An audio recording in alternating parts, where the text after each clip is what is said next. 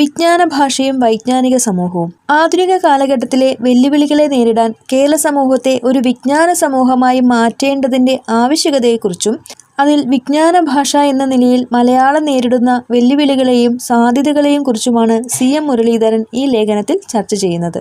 എന്താണ് വിജ്ഞാന ഭാഷ, എന്താണ് വൈജ്ഞാനിക സമൂഹം എന്നതാണ് ഇതിലെ ചർച്ച. ഈ പാഠഭാഗത്തെ കൃത്യമായിട്ടുള്ള പോയിന്റ്സുകളാക്കി മാറ്റിയാൽ നമുക്ക് പഠിക്കാൻ എളുപ്പമുണ്ടാവും. ഈ പാഠഭാഗം ആരംഭിക്കുന്നത് ശാസ്ത്രബോധവും യുക്തിചിന്തയും മുറുകെ പിടിച്ച് ആധുനിക ലോകത്തേക്ക് മുന്നേറിയ നാടാണ് കേരളം എന്ന് പറഞ്ഞുകൊണ്ടാണ്. അപ്പോൾ കേരളം എന്ന് പറയുന്നത് ശാസ്ത്രബോധമുണ്ട്, യുക്തിചിന്തയുണ്ട്. ശാസ്ത്രബോധവും യുക്തിചിന്തയും മാത്രമല്ല മതനിരപേക്ഷത എന്ന് വെച്ചാൽ ഒരു മതപരിഗണനയില്ലാതെ എല്ലാ പൗരന്മാർക്കും തുല്യ അവകാശം നൽകുന്ന നയമാണ് എന്ത് മതനിരപേക്ഷത എന്ന് പറയുന്നത്. സാമൂഹിക നീതി, ജനാധിപത്യ മൂല്യങ്ങൾ ഇവയെല്ലാം കേരളീയ നവോത്ഥാനം ഉയർത്തിപ്പിടിച്ചിട്ടുള്ള, നവോത്ഥാനം എന്ന് വെച്ചാൽ എന്താണ്, മാറ്റം എന്നാണ് അല്ലേ. അപ്പോൾ കേരളീയ നവോത്ഥാനം ഉയർത്തിപ്പിടിച്ചിരുന്ന അല്ലെങ്കിൽ ആ മാറ്റത്തിന് വേണ്ടി മുറുകെ പിടിച്ചിരുന്ന ആദർശങ്ങളാണ് ഈ പറഞ്ഞ പോയിന്റുകളൊക്കെ.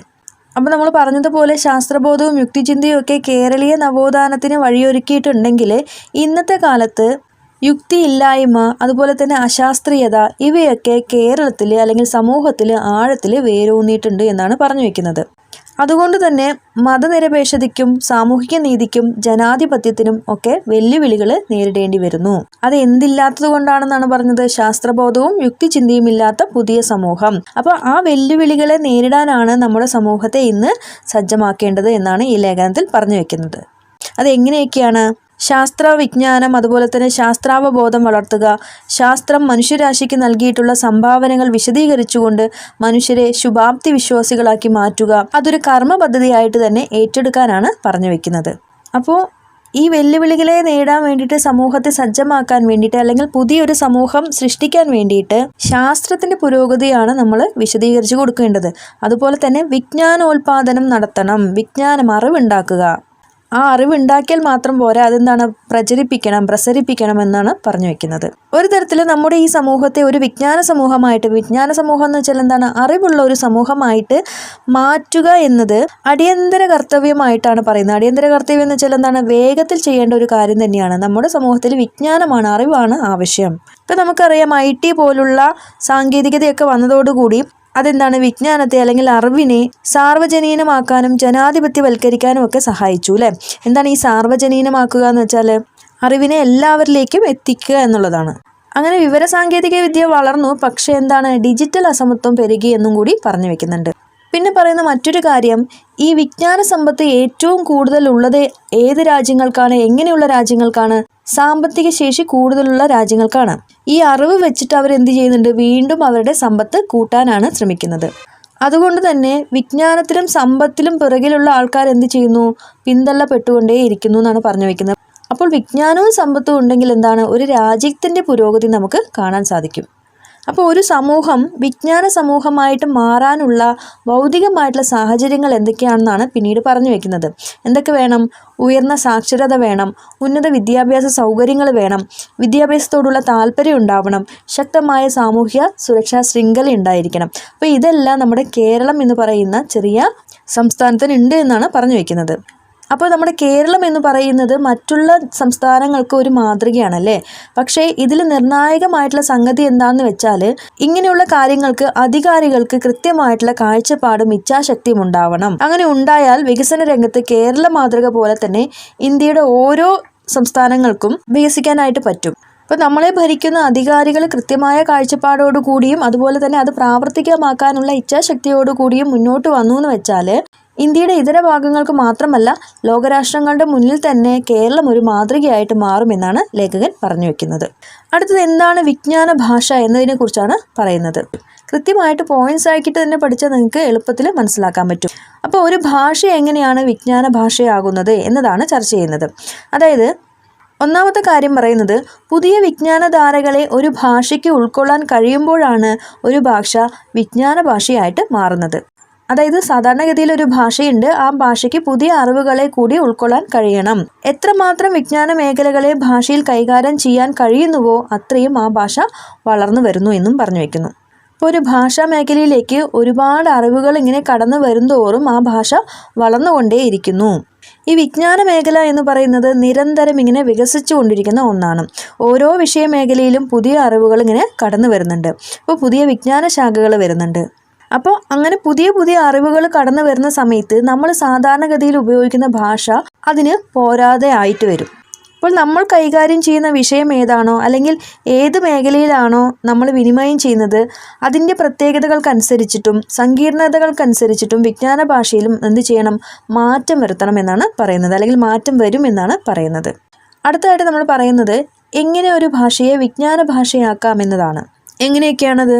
പുതിയ പദങ്ങൾ ആവിഷ്കരിക്കുക, ഒരു ഭാഷയിൽ പുതിയ പുതിയ പദങ്ങൾ ആവിഷ്കരിക്കുക, അതിനനുസൃതമായിട്ടുള്ള ഭാഷാ പ്രയോഗങ്ങൾ പരീക്ഷിക്കുക, ശാസ്ത്ര സാങ്കേതിക ശബ്ദാവലികൾ നിർമ്മിക്കുക, അതായത് നിഘണ്ടുക്കളൊക്കെ നിർമ്മിക്കുക എന്നാണ് പറയുന്നത്.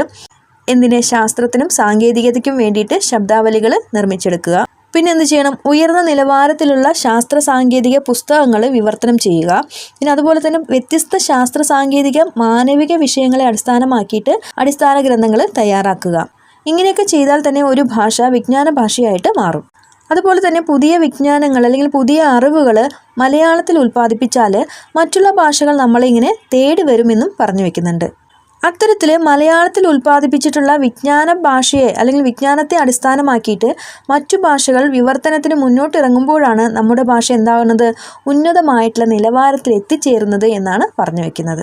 അടുത്ത പാഠപുസ്തകത്തിൽ ഒരു ബോക്സ് കൊടുത്തിട്ടുണ്ട്. അതിലെ കാര്യങ്ങളാണ് ചർച്ച ചെയ്യുന്നത്. അതിൽ പറയുന്നത് എന്താണ് വൈജ്ഞാനിക സമൂഹം. ഇത്ര നേരം പറഞ്ഞത് വിജ്ഞാന ഭാഷയെക്കുറിച്ചാണെങ്കിൽ ഇനി അടുത്തത് വൈജ്ഞാനിക സമൂഹത്തെക്കുറിച്ചാണ്. അതായത് മാനവ സമൂഹം, അതായത് മനുഷ്യ സമൂഹത്തിന് ഓരോ കാലത്തും ഓരോ തരത്തിലാണ് പേര്. അതായത് കാലത്തിൻ്റെ സവിശേഷതയ്ക്കനുസരിച്ച് ഓരോ പേരുണ്ട്. എന്തൊക്കെയായിരുന്നു പേരുകൾ? കാർഷിക സമൂഹമെന്നും വ്യാവസായിക സമൂഹമെന്നും മുതലാളിത്ത സമൂഹം എന്നൊക്കെ അതിന് പേരുണ്ടായിരുന്നു. പക്ഷേ ഇന്ന് നിലനിൽക്കുന്നത് എന്താണ്? മാനവ സമൂഹമാണ് അല്ലേ? ആ മാനവ സമൂഹത്തെയാണ് വൈജ്ഞാനിക സമൂഹം എന്ന് വിളിക്കുന്നത്. കാരണം എന്താണ്? ഇന്ന് മേൽക്കോയ്മ എന്ന് പറയുന്നത്, അതായത് മുൻപന്തിയിൽ നിൽക്കുന്നത് എന്താണ്? അറിവാണ്. വിജ്ഞാന മേഖല അല്ലെങ്കിൽ അറിവിൻ്റെ മേഖല എന്ന് പറയുന്നത് വളരെ വേഗത്തിലും വ്യാപ്തിയിലും തന്നെ വർദ്ധിച്ചുകൊണ്ടേയിരിക്കുന്നു.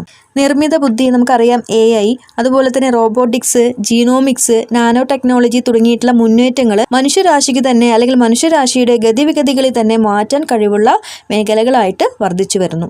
ഇന്നത്തെ സമൂഹത്തെ ശരിക്കും വൈജ്ഞാനിക സമൂഹം എന്ന് വിളിക്കാൻ തുടങ്ങിയത് 1970 കാലഘട്ടങ്ങളിലൂടെയാണ്.